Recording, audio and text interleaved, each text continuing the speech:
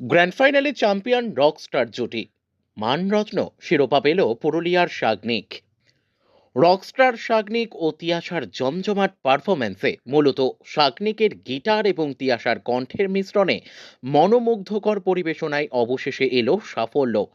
জি বাংলা সোনার চ্যানেলের জনপ্রিয় রিয়ালিটি শো সোনার জলসাঘর এর গ্র্যান্ড ফাইনাল চ্যাম্পিয়ন এই রকস্টার জুটি। নতুন প্রজন্মের তারকা শিল্পী সাগনিক জানায়, খুবই ভালো লাগছে, আমরা সোনার জলসাঘরের চ্যাম্পিয়ন হতে পেরেছি। এজন্য সকলকেই অসংখ্য ধন্যবাদ আমাদের এরকম ভালোবাসা ও আশীর্বাদ জানানোর জন্য। পাশাপাশি ছোট্ট সাগনিক জানায়, ভবিষ্যতে তার গান বাজনা করাই একমাত্র লক্ষ্য। ছেলের এই সাফল্যে গর্বিত বাবা সুমিত সুপকার ও মা রানু সুপকার।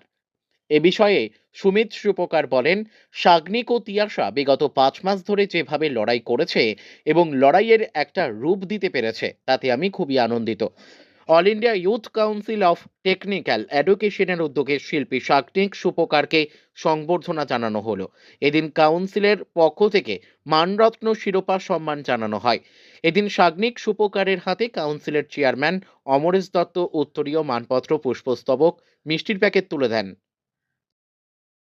ছেলের এই সাফল্যে আপনি বাবা হিসেবে কতটা উচ্ছ্বসিত? ঠিক উচ্ছ্বসিত বলব না, উচ্ছ্বসিত মোটেই নয়। কিন্তু খুবই আনন্দিত, খুবই ভালো লাগছে যে অ্যা জি বাংলা সোনার জলসাঘরের মতন একটা আ অনুষ্ঠান, যে অনুষ্ঠানে সাগনিকের সঙ্গে তিয়াশা তারা দুজনে মিলে যেভাবে অ্যা বিগত ৫ মাস ধরে যেভাবে লড়াই করেছে, অ্যা যেভাবে তারা পারফরম্যান্স দিয়েছে, মানুষকে আনন্দ দিয়েছে, সেটা আমার খুবই ভালো লেগেছে। এবং তারা প্রতিনিয়ত দুজনে মিলে লড়ে গেছে।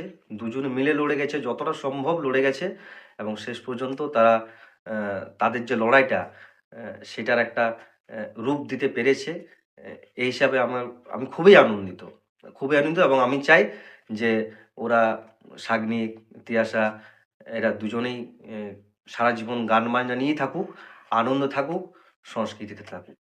তোমার এই সাফল্য কি বলবে এই বিষয়ে?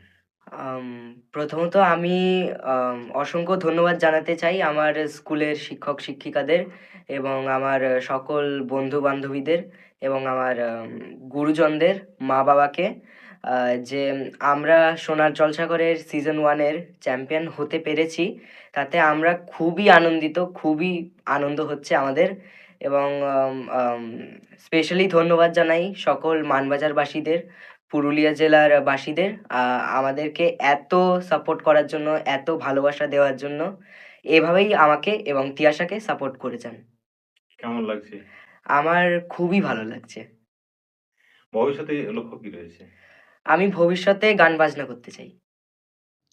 পুরুলিয়ার মানবাজার থেকে বিশ্বজিৎ সিং সর্দারের রিপোর্ট, বিগ নিউজ বাংলা।